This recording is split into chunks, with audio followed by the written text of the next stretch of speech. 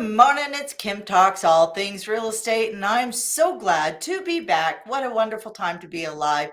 And you know what? What a wonderful time to be a real estate agent. There's so many opportunities out there. We have such a high mix of old school, new school, everything that's going on, creative around your branding and your service to your clients. And that's the purpose for all things real estate, is kind of just reaching out and taking a look at real estate in general, be it from the consumer side or from the agency side. So today I've reached out and I have this incredible gal who's decided to join me today, and her name's Tina Larsson, and she is the co-founder and owner of the Folson Group, the premier co-op and condo cost consult, who helps NYC co-op and condo owners and their apartment building owners increase their property values. So the company is a business consultant and a disruptor in the residential real estate world, and Tina holds a lead green associate. We're going to talk about that a little bit, designation, and is on a mission to make NYC greener, more sustainable, and more affordable, one building at a time. And this is going to be an exciting conversation, folks, because the reality is with the cost of real estate, we need more Tina, because more and more of us will be have to purchase into these multifamily, multi-unit type of products. So Tina, good morning and good welcome. Thank you so much for having me, Kim. And thank you. Awesome. So, I'm going to dive right in. I want us to get to know you a bit. Like, who are you and why condos? Why? Because usually a lot of real estate agents, I've never really done a ton in condos because the amount of paperwork, I'm going to be real honest. It's a lot of work to make sure that everybody is serviced in a condo building, that everybody is serviced. So tell me about who you are, what you do. Okay. So I am from Sweden, hence the accent. I moved to New York City in 1994. So I've been in New York City for a long time. In New York City, we don't have a lot of single family homes, or in the city at least. So here we have large apartment buildings. The large apartment buildings in New York City, either they're rental buildings. So then we help the owners of those rental buildings, or it's a co-op or a condo. In the rest of the country, it's primarily condos, but in New York, it's about 80% are co-ops. But that's just a legal thing that we don't have to worry about. It's basically they operate like a condo. Okay. I was going to ask that because I've never lived in New York, so I wouldn't know. So no. It's basically the same thing. It's physically the same thing, correct? The physicality of it is structured slightly different. So in a co-op, it is an organization, and then you own shares, and then you have a proprietary lease. So my apartment is in a co-op. I don't physically own the space. I own a certain amount of shares that is allocated to this. So it's a legal thing, but for our purposes, it doesn't really matter. And for real estate brokers, it doesn't really matter. No. Condos, you own a physical space, and very often they're looser on subletting, etc. So they tend to have they actually have a higher property value, and that fluctuates, but it could be 20%, 40%, and it's not always the same, but there is a premium to owning a condo. Yeah. Oh, absolutely. Okay. So how did you get into this? So you come to New York, and it's totally first of all, New York is, it's on my bucket list. I'm still playing it way on the West Coast, but tell me. Well, we can't wait to have you. I'm looking forward to it, baby. So tell me, how did you end up in this industry? Okay. So when I moved to New York, I started working in finance, and I became an analyst, a business analyst. I was analyzing companies for the purpose of investing my clients' money. Okay. I know that sounds very far-fetched, right? No, it's money. It's real estate money. Yes, it is. But we were investing in the stock market for our clients. Okay. Yes.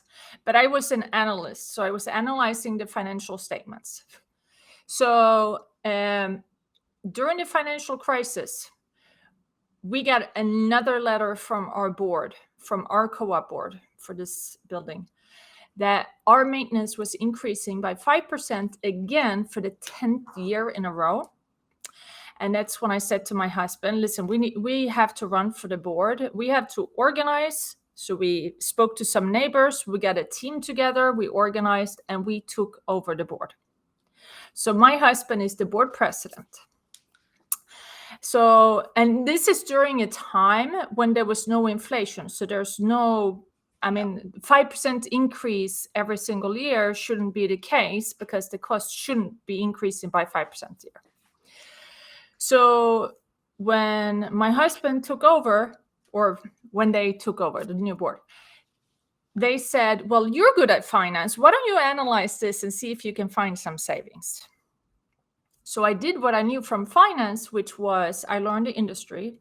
I went to some open houses, pretended to be a buyer so I could get the financial statements, because I didn't know if $10,000 for this particular service was high, low, or normal. How would you know? It's just a number. So I got the financial statements, put together a benchmark. By now, we have hundreds of buildings and hundreds of line items. So we have a huge benchmark. We know how every single line item, how much they should be paying for all of these different costs. And then we did some, with the approval of the board, we renegotiated some contracts. We eliminated some duplicate services, and we were able to save this building $340,000 in the first 3 years. Wow. Wow. That is amazing. That is amazing. So what would you say were the top 3 red flags that you found that maybe would be more common, like you would find them in other co-ops and condos? What were the top 3 red flags? So for that, there were a discrepancy. So the property manager handles the books, and there was a discrepancy between what they were collecting and what they were reporting to the board and what was actually happening. So the board got the financial statements every month.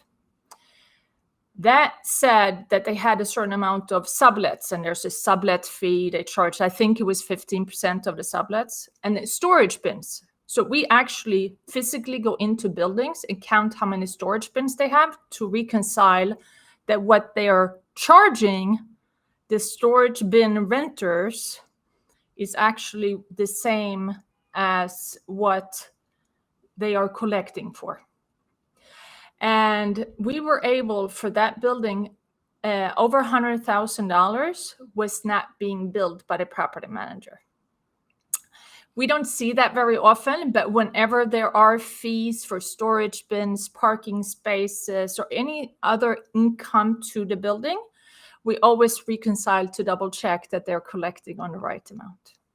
Another area was electricity. So I'm sure that even if you only sell single family homes, you have been to apartment buildings. You go into an apartment building, hallways the lights are always on.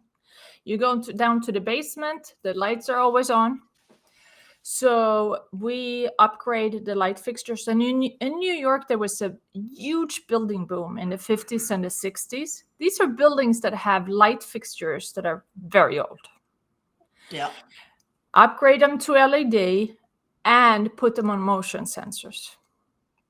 That is one of the things that we do for over 90% of our clients. And it reduces energy or electricity by 50%, typically. And in most cases, owners, they are so aware of trying to be energy efficient that they themselves, they love it because they see this change. And it's something, board are very hesitant. They say, oh, we can't have motion sensors. We're like, we get these, We had someone say, but what if someone hides in the basement and is going to jump out and attack me? And we're like, but they're motion sensors. They will turn on. You'll know if Yeah. if there's someone there. Well, and if you have a good motion sensor, it's sensitive enough that it will detect any movement, right? I mean, Absolutely. some motion sensors, like you have to literally do jumping jacks right in front of it to get it to turn on. But if you're putting the good ones in, you're fine. Yeah, and I mean, like any other technology that's advanced, so as long as they're set up correctly, you're absolutely right. Yeah. And what's the third one? So we're saving on electricity. Insurance. Okay. Insurance. Yeah. That's not a sexy word. I'm just letting you know. That's a hard word to choke on. That's time of the morning. So tell me, so insurance, what is it? What's the flags in insurance? Why are they so they're overpaid. I'm assuming they're overpaying for their insurance. So why are they overpaying? What is it in the insurance that they paid for that they didn't need or they didn't understand? So insurance is something very touchy because the property managers, they get a percent of the commission from the insurance broker. Really? Mm-hmm. I didn't know that. Interesting. They have an affiliate program. Kickbacks. Oh, okay. Well, affiliate program. Kickbacks are illegal. Illegal. So sorry. And we shouldn't say that about New York. There's no kickbacks. No kickbacks, folks. But yeah, so affiliate. But there are affiliate fees. Yes. All right. So they're being incentivized to use a specific insurance, and that insurance provider is more expensive than an other. So it's a little complicated. So there are like 5 large A-rated insurance underwriters in New York City. It's the insurance broker who uses all of these insurance underwriters, right? So it's the insurance broker. If you think about it, if the insurance broker, they want as much as possible in their brokerage commission, right?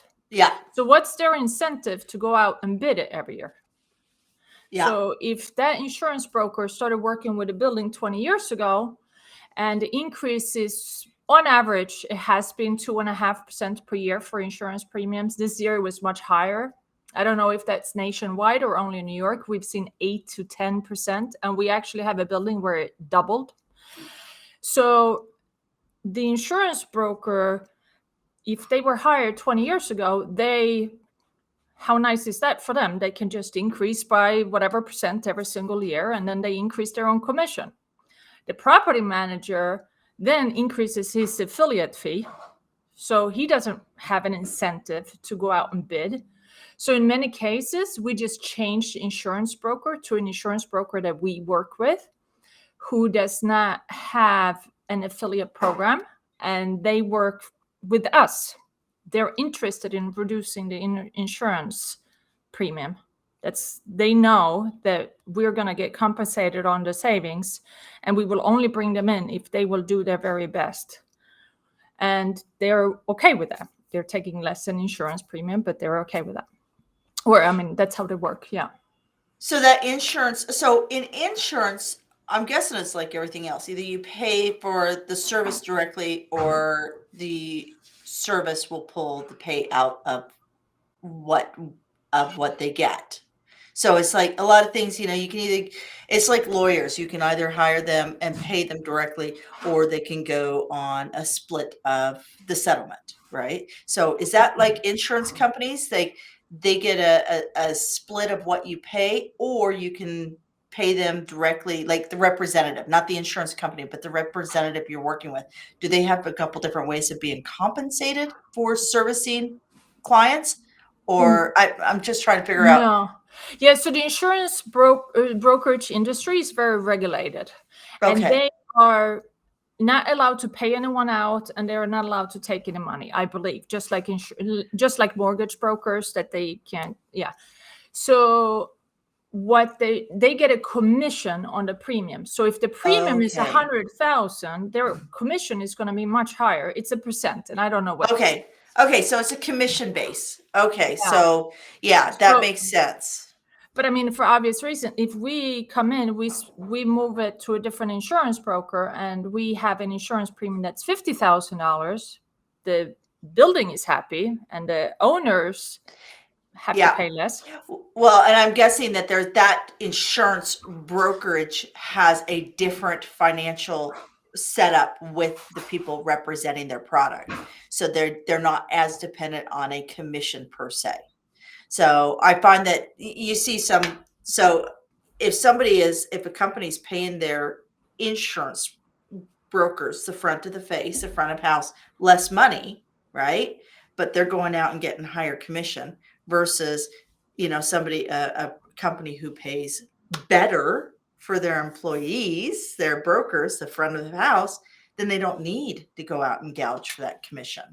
That's what I would assume, is that it's something along those lines. I don't know, folks. I'm not in the insurance business. Okay. I don't know the back end of it. Yeah. I don't know the back end of it. But bottom line, I know sales. And typically when you see somebody who's going for a large commission, it's because they're not being compensated by the primary company. And so when people are more client centric, they're being compensated by the primary company. So that's we see that in almost every industry. Okay, so let's move on. What are the three things people should look for in a well-run condo board or a condo association or a co-op association? So what are the three things that go, okay, this would be a good buy. This is a good investment. Yes. So one of the thing is that the board is active and current. So they're actively working on improving their building.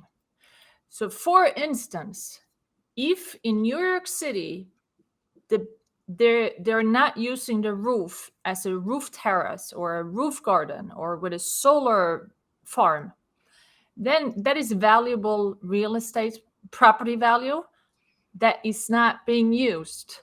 That doesn't indicate that it's an active board, right? I mean, you should use every single square feet.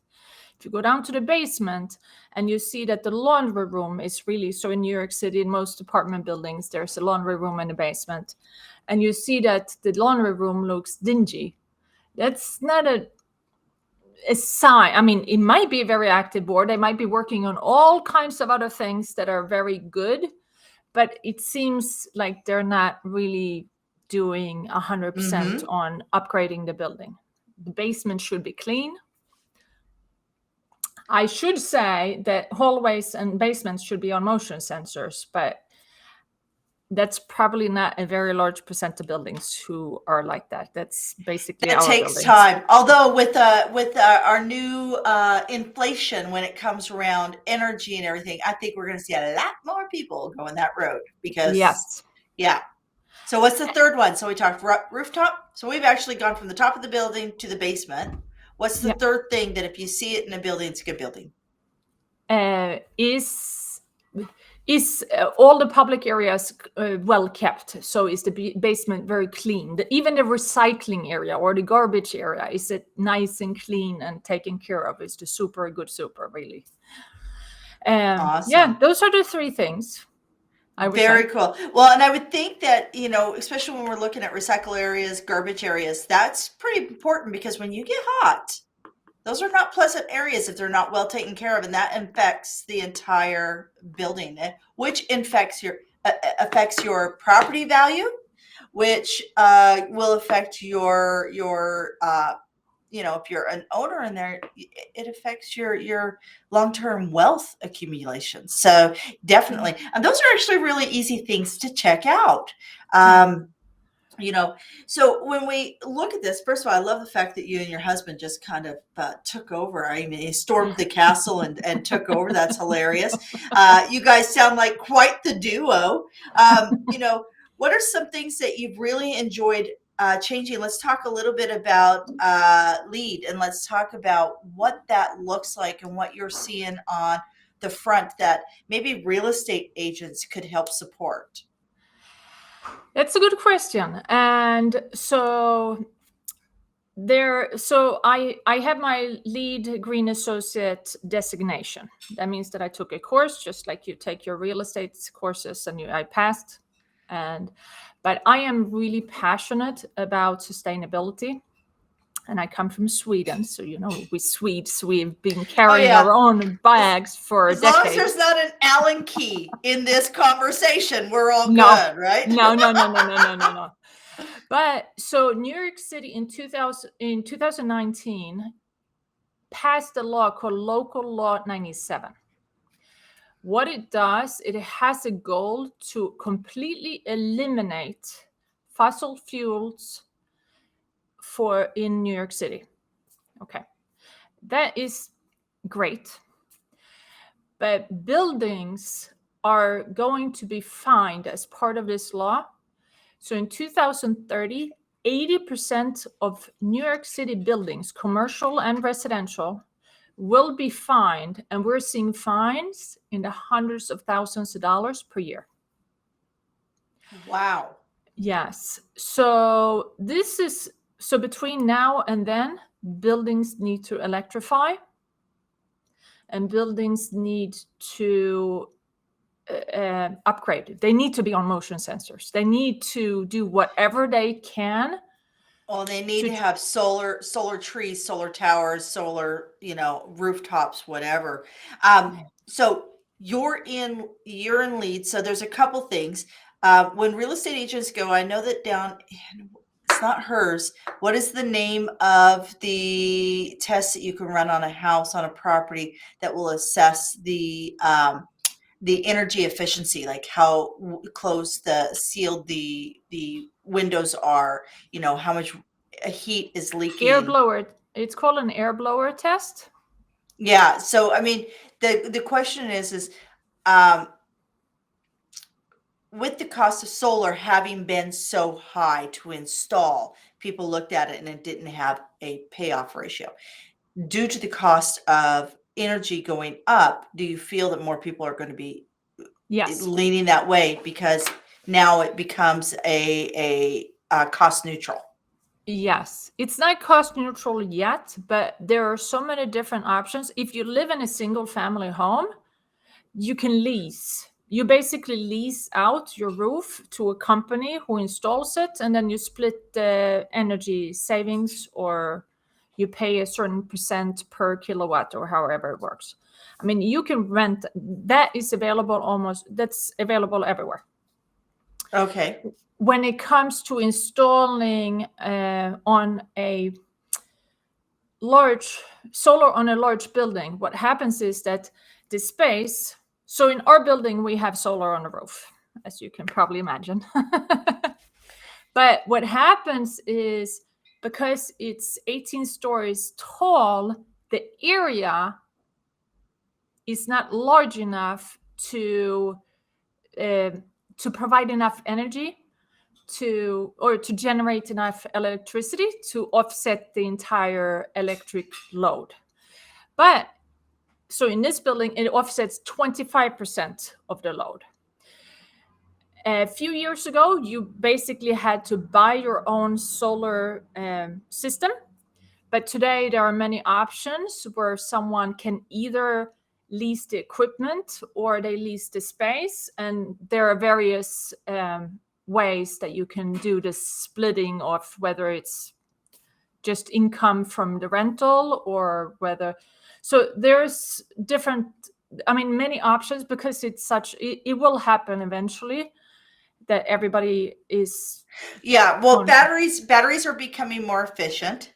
If we go back 10 years ago, just the sheer batteries in New York, like Toronto, like a lot of northern cities, you got to store energy when the sun is out, because it's not out all the time. And so that was very much, I know that the battery and the energy retention was really a challenge, because a lot of people didn't want the corrosiveness or the toxicity of the batteries within their living space. But now that we're seeing I mean, Elon Musk is doing incredible things when we look at solar panels and battery storage and everything. So do you feel that, with everything you understand, is there, I mean, we got 2030 looming. I mean, the last 3 years disappeared. I Literally, it know. was magic. So the reality is that we're not even a decade out from that. That's going to happen really fast. How long does it take to take a building into from, where it currently stands to self-sufficient within, solar? And in New York, can you do a reverse feedback into the main? You Uh, can, yes, you can. It is being put back into the grid. yes, Yes, awesome. and that's a few years. Well, now with the pandemic, those 2 years, so it's a few years old. I know. It's like, what year is this? I feel like I lived Groundhog Day over and over and over again. And we And I did. have to, yes, you know what? I think it was a much needed break. A lot of people needed in some aspects that it's like, I said to my husband, I said, if the world went blind, I'd become a nudist. I hate doing laundry. And I feel like that was kind of the pandemic in general. So what are the, as a condo owner, and they want to see some changes within their unit, what are some things they could do? Volunteer to their board. Okay. If you want something done, volunteer to your board. I mean, that's how you're going to be able to make a change. And if there are no board openings, then suggest to the board that you want to create a sustainability committee. Boards normally are open to committees. Sustainability committee. That's a really great term. Sustainability committee. I'm writing that down because I'm going to put that in there. And I have, just so you know, everybody, when I look down, just so you know, my desk is a big sheet of glass. It is a whiteboard. So I sit here all day long making my notes because I'm trying to move away from my heavy consumption of paper. The amount of paper I go through is unbelievable because I'm a note taker. And so I just want you to know, I am listening. I'm listening, Tina. I am writing. I am taking notes. I love the whole, actually, when you said you and your husband took over the board, I wrote anarchy. I was like, oh, this gal, she's going to go in and just take over the world. One more thing I want to ask, rooftop gardens and that type of thing. How effective are they, especially right now when we're seeing inflation on foods and things like that? How can somebody get a rooftop garden or a community garden? Let's say it's townhome complex, or even like a co-op around housing where they come together to take a singular space and turn it in. Because I do think that this is going to be a solution for a lot of families. Yeah.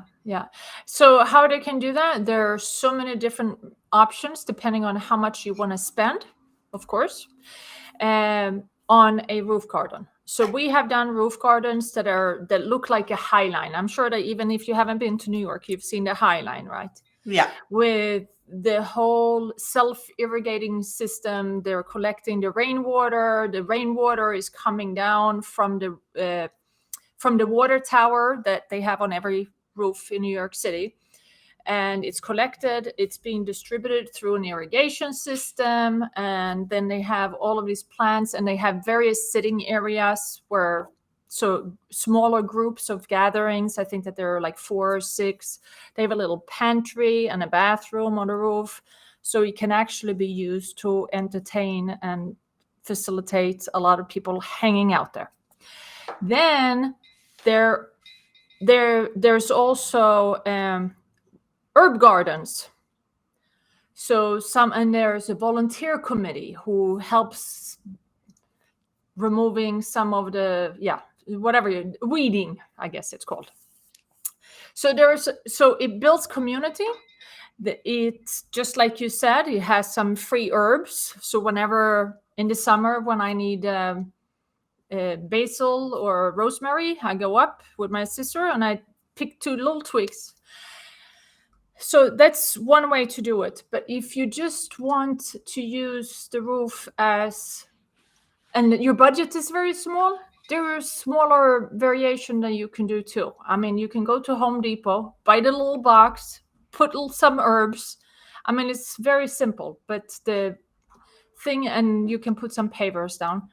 So it doesn't have to look like a high line, and it doesn't have to be that great, but I you find know, that once something is done with care and love and initiative, that it tends to grow anyway. No pun yes, intended. No pun yes, intended. But it tends yes, to, one box will lead to two boxes, which will lead to four yes. boxes, which lead to eight boxes. So absolutely, absolutely. I always ask each of my guests, what is a book you would recommend based on what they're talking about? If somebody wants to get better educated when it comes to energy efficiency, opportunities of living a slightly more energy effective or greener lifestyle. What is a book that they could actually go to start researching? And that is a very good question. And I don't have any of those books. Okay, Tina, I'm gonna. You know But what? Then you got to write a book. You've got to write a I, book, Tina. It's not that hard. I'll do that. I'll do that. That's a good Okay, one. you give me a shout I back. do have a book. I came prepared, and I said my favorite book is the 10x rule Oh, with the Grant 10x rule. Cardone. I just Great. read it. It's fantastic. I have just finished The Undercover Billionaire. And you know, Grant Cardone is like an acquired taste, folks. Seriously. I'm not here pushing his programs, but I will tell you, like him, love him, or leave him. I don't know if I could do a dinner with Grant Cardone because he is like a hamster on crack, I swear. However, the guy has really good thought processes around, you know, being able to initiate and create, and not just, we're not just talking sales. We're talking about how do you identify and the problem and create a solution. It's all solution oriented. What did you love? You're not in sales directly, but you're selling everybody on the condo board to do things, right? So what did you So love about the 10x? the 10x, and I completely agree with you. When I said that I'd love it on LinkedIn, I think someone said, "Oh, what's your favorite book recommendation?" And I wrote that, and someone commented and said, "Oh yeah, some people love it and some people hate it, but I love it." And Yeah. what I liked the most about it was that he was talking about to be omnipresent, and I have. I feel that I am omnipresent, but it just made me think about it more. So it made me more aware. And it is going, I mean, he basically said you need to be everywhere and involved in anything, everything, and you need everyone to know you. And yeah. As he says on Undercover Billionaire, contacts equal contracts. I swear I'm gonna get that on a t-shirt because it's like, that is hilarious. Yeah. And but it's so true. Yes, it It's is so true. true. It is true. So be omnipresent, be aware of what's going on around you, take initiative, especially as the world is shifting rapidly. And you know, it doesn't matter, like it, love it, or leave it, the world is changing, folks. We are moving from the industrial age to the age of knowledge. And if you want to be aboard this train, you need to get knowledgeable about what you are good at, where you can go, and how you can be of service. Because remember, it is the 3P principle to building a business. You have the people you serve. You have the purpose or the product that you provide. And you have to remember the planet. So 3Ps, people. So you got to get your scoreboard even and use that 3P to guide you to build the best business ever. And like Tina just shared via the 10X, be omnipresent. And we're going to hold Tina. Tina, 1 year, I'm challenging you right now. I can help you write that book. You need to get a book out. 10 simple steps for real estate agents to understand the energy efficiency of their client's property. Oh, I that's a good think one. that's a good one. I That's a would good buy one. it and I'd share it with every client. So, Thank you. I like it. all right, Tina, how can we get a hold of you if we are curious about more information? Yes, so my website is here below, the folsongroup.com. And well, I'm very active on LinkedIn, so you can always reach me on LinkedIn. That's Tina Larsson, Li as in LinkedIn. And my phone number and my No, don't put your email. phone number out. Never put your phone number on social media, Tina. Oh, we have work to do, my dear. You've got a message and a calling, but we have work to do. You guys find Tina on LinkedIn. Email her if you have any questions. I think she's a wealth of knowledge. And as the world, as we see, even in Wichita, Kansas, where I'm originally from, I know that pricing of houses have gone up 30% in just the last few months. So we're going to see more and more condo developments going up. So we have to get a bit more savvy about how we approach our living spaces. And you know what? When's the best time to plant a tree, folks? Yesterday. Yesterday. So, do it for yourself, do it for the earth, do it for your pocketbook. All three will love you. Again, Tina, thank you so much for joining me. I'm Kim Hayden. This is Kim Talks, all things real estate, Thursday mornings or evenings, wherever you are. It's this time, whatever time it is in your time zone. And I just appreciate your time. After 22 years in the real estate industry, I find that there's a lot that's going on. We're all like ducks, right? Calm and smooth on the top and paddle like crazy underneath. So there's a lot going on. Let's learn about it. Let's share about it. And let's make real estate the amazing opportunity for everyone. Again, follow me, kimtalks.com, kimtalks.club. You can go to the resilientseries.com. Like, subscribe, share, and comment on this video. And you know what? Even if you don't like it, share it anyway. Find the people who don't like me too. Anything is better than nothing. So be omnipresent, build community, and you know what? Get those motion sensors, turn those lights off. Alrighty, until next time, bye for now.